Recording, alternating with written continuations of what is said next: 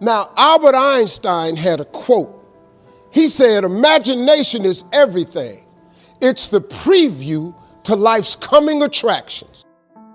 This is important information.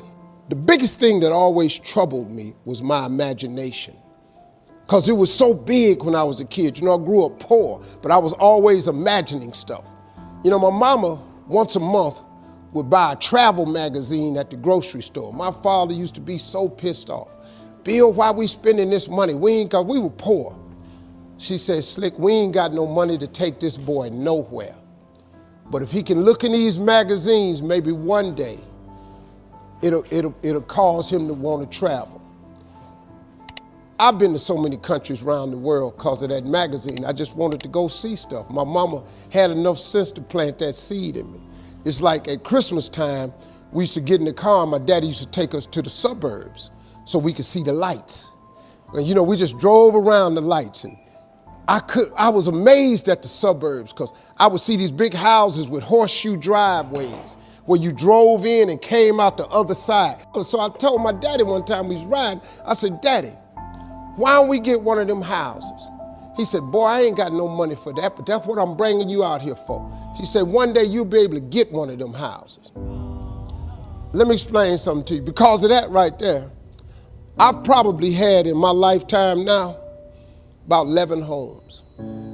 I got 4 now in different states.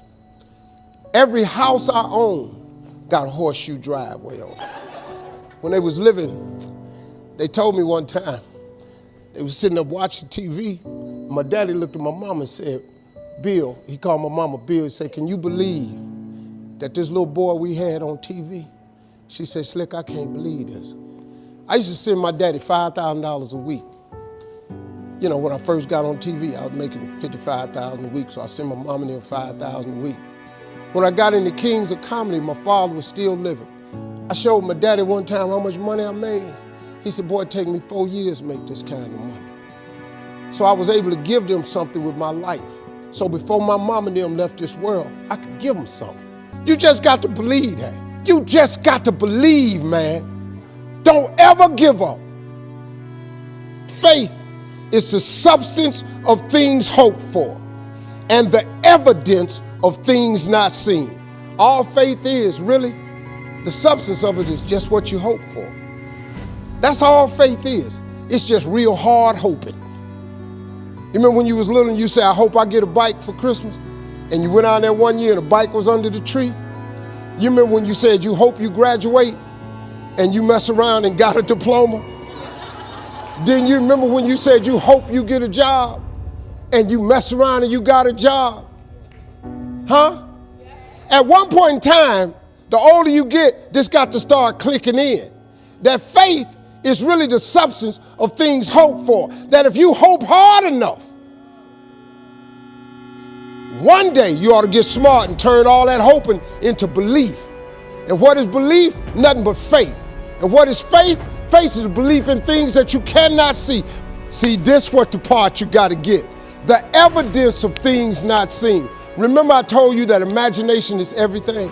It's the preview to life's coming attraction. Man, do you know, now let me tell you the problem with your imagination. Problem with your imagination is you tell it to the wrong people. If you want to kill a big dream, tell it to a small-minded person. You went and you shared it with your family and friends. You know what they did? They shot it down. You know why they shot it down? Because they couldn't see it. See, your mom and them, your cousin them, your friends, they don't know. See, you gotta be careful when you share your imagination with small-minded people. Nobody else can see your imagination but you.